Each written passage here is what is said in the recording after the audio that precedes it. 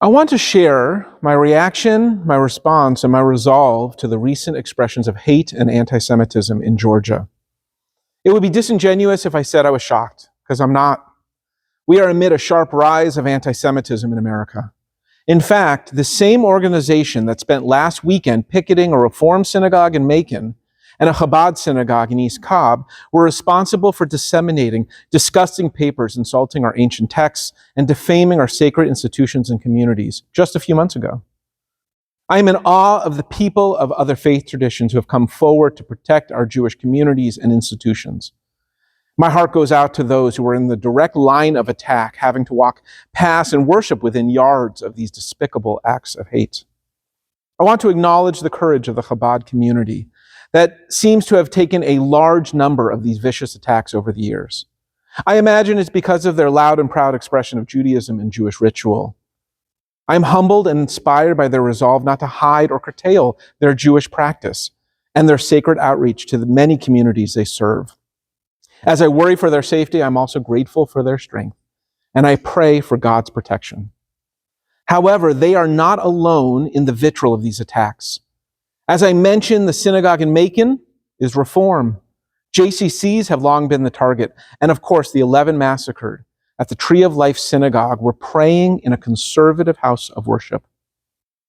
Anti-Semitism does not discriminate.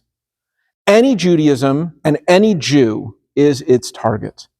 So we must fight back. But how? These past weekend acts, along with the leaflets left in the driveways of Sandy Springs a few months ago, have a common goal. We Jews are not the intended audience. The picketing and the pamphlets are not for us. They are for our non-Jewish neighbors. They are trying to sway the hearts and minds of the multitudes who just don't know. We live in a bubble. Many of us think that everybody knows and loves Jews because we know and love Jews. But you would be surprised. Right here in Atlanta, there are many people that couldn't name a Jewish person in their place of work or in their own community.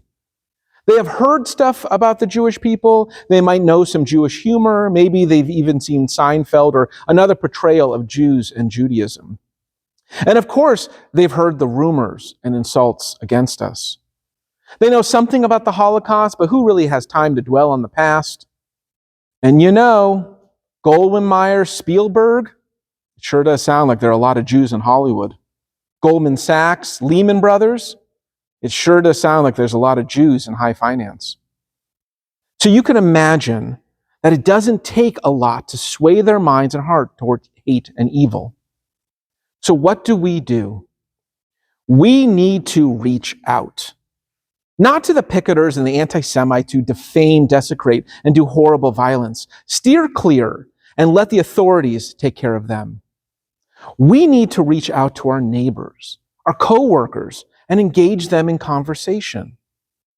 Invite your neighbor over for a drink on your patio. Share with them your fears and concerns. Ask them if they have any questions about Judaism and our traditions. Ask about their traditions and their faith. Walk over to the church, masjid, or temple down the street from your home and introduce yourself to their community leaders. Start a lunch and learn at your place of work and invite one of your rabbis to come and study with your coworkers once a month. Ask your children or grandchildren, school principal or school counselors if you or your rabbis can come and help build tolerance and understanding in their school. Join your own synagogue's initiative, AA Response to Antisemitism, and add your voice and courage to the work we're doing right here to end this plague. Attached to this video is a letter from the Catholic Archbishop of Atlanta, Gregory Hartmayer. Father Hartmayer published his statement of support for the Jewish people within 36 hours of the disgusting display of hate and intolerance this past weekend. I, along with a small delegation of Jewish clergy and leadership, met with the Archbishop 6 months ago, showing our support for Mr. Brendan Murphy's push to bring his 3-part course of the roots of anti-Semitism into Catholic parishes throughout Georgia. Now, I am sure that Father Hartmayer is a kind and sensitive individual who abhors anti-Semitism. But his courage and integrity to speak up and speak out against this past weekend's display was undoubtedly influenced by the relationships he is building with the Jewish community through individual contact and conversations. The hearts and minds of the American people are up for grabs. We can remain silent and let the anti-Semites speak for us. Or we could speak for ourselves and share with our neighbors the light and strength of Judaism and the Jewish people. Hazak, hazak, v'nit chazek. May we all go from strength to strength.